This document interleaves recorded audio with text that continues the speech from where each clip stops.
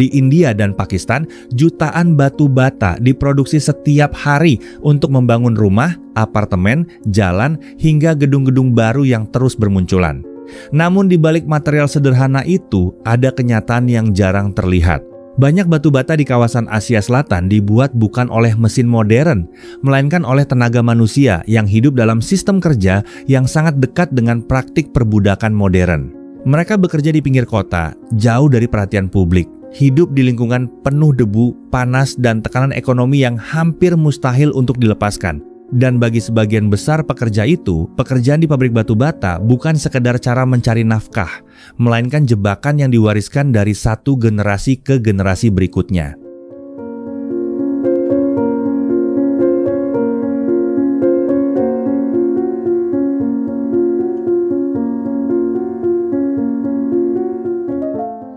Sistem ini biasanya dimulai dari utang. Di desa-desa miskin yang sering dilanda krisis pangan atau minim lapangan pekerjaan, banyak keluarga hidup dalam kondisi yang sangat rentan. Saat ada anggota keluarga sakit, gagal panen, atau kebutuhan mendesak seperti pernikahan anak, mereka terpaksa mencari pinjaman cepat. Di titik inilah para perekrut tenaga kerja mulai masuk. Mereka menawarkan uang muka dengan proses yang mudah dan tanpa jaminan. Bagi keluarga miskin, tawaran itu terlihat seperti solusi. Padahal, uang tersebut menjadi pintu masuk menuju sistem kerja yang sulit untuk ditinggalkan. Setelah menerima uang muka, keluarga akan dibawa menuju lokasi pabrik batu bata yang kadang berada ratusan kilometer dari tempat asal mereka. Sesampainya di sana, mereka mulai bekerja untuk membayar utang. Masalahnya, utang itu hampir tidak pernah benar-benar lunas.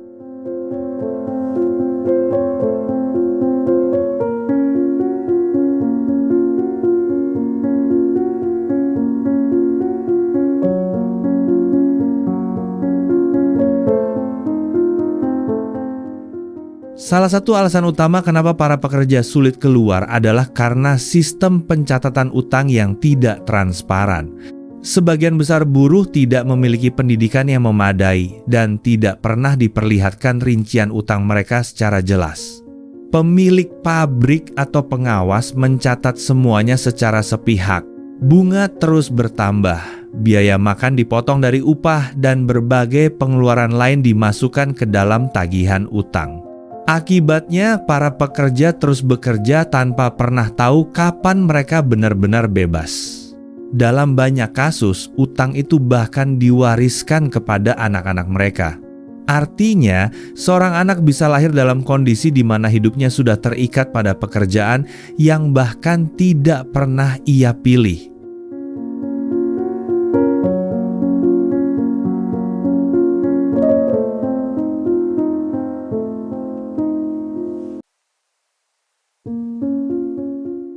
Kondisi kerja di pabrik batu bata juga sangat berat.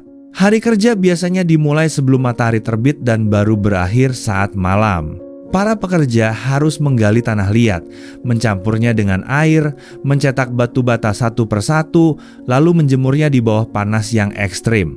Di area pembakaran, suhu tungku bisa mencapai tingkat yang sangat tinggi. Asap dari pembakaran batu bara, plastik, bahkan limbah lainnya memenuhi udara sepanjang hari. Sebagian besar pekerjaan dilakukan secara manual. Dan karena sistem pembayaran dihitung berdasarkan jumlah produksi, seluruh anggota keluarga biasanya ikut bekerja agar target harian bisa tercapai, termasuk perempuan dan anak-anak.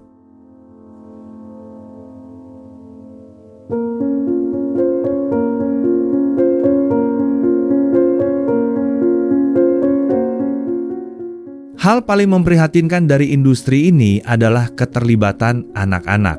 Di banyak lokasi pabrik, anak-anak ikut membantu pekerjaan orang tua mereka sejak usia sangat muda.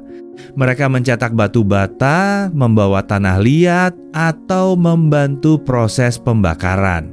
Bukan karena pilihan, tetapi karena keluarga mereka membutuhkan tambahan tenaga untuk memenuhi target produksi. Akibatnya, pendidikan menjadi sesuatu yang sulit dijangkau.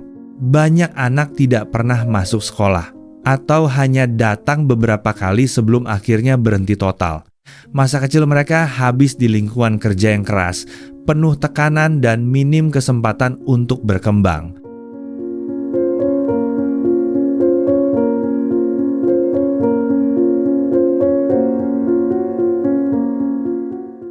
Selain dampak fisik, kondisi ini juga meninggalkan dampak psikologis yang besar. Anak-anak tumbuh dalam lingkungan yang dipenuhi tekanan, kekerasan verbal, dan rasa takut. Mereka terbiasa melihat orang tua dimarahi karena target kerja tidak tercapai. Mereka tumbuh tanpa ruang bermain yang normal dan tanpa gambaran kehidupan lain di luar pabrik. Dalam jangka panjang, keadaan ini menciptakan siklus kemiskinan yang sangat sulit diputus.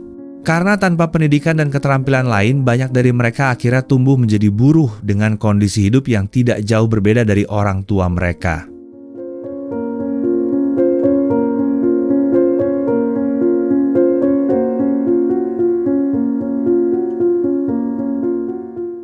Perempuan juga menjadi kelompok yang paling rentan dalam industri ini. Meski jumlah pekerja perempuan sangat besar, banyak dari mereka tidak tercatat secara resmi sebagai tenaga kerja utama. Upah biasanya diberikan atas nama kepala keluarga laki-laki. Padahal perempuan ikut bekerja penuh setiap hari. Mereka tetap harus mencetak batu bata, mengangkat beban berat, bahkan setelah melahirkan. Karena kebutuhan ekonomi membuat mereka tidak punya banyak pilihan selain kembali bekerja secepat mungkin. Situasi ini membuat banyak perempuan kehilangan akses terhadap perlindungan kesehatan dan hak kerja yang layak.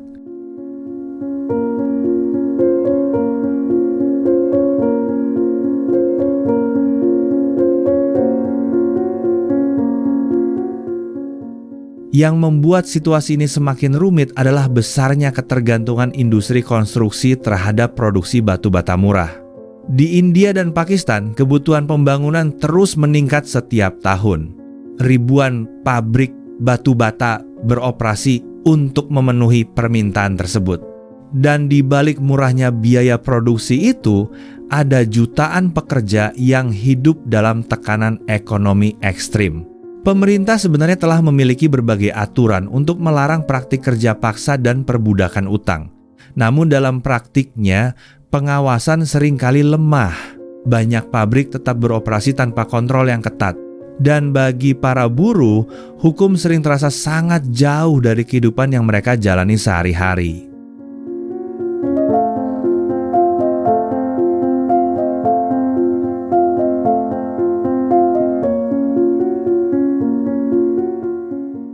Pada akhirnya, industri batu bata di Asia Selatan bukan hanya cerita tentang pembangunan dan ekonomi. Ini juga tentang manusia-manusia yang hidup di balik dinding-dinding kota modern. Tentang keluarga yang terjebak dalam utang, anak-anak yang kehilangan masa kecilnya, dan pekerja yang menghabiskan hidup mereka di tengah panas tungku pembakaran. Sebuah realitas yang selama ini terus berjalan, meski jarang benar-benar terlihat oleh dunia.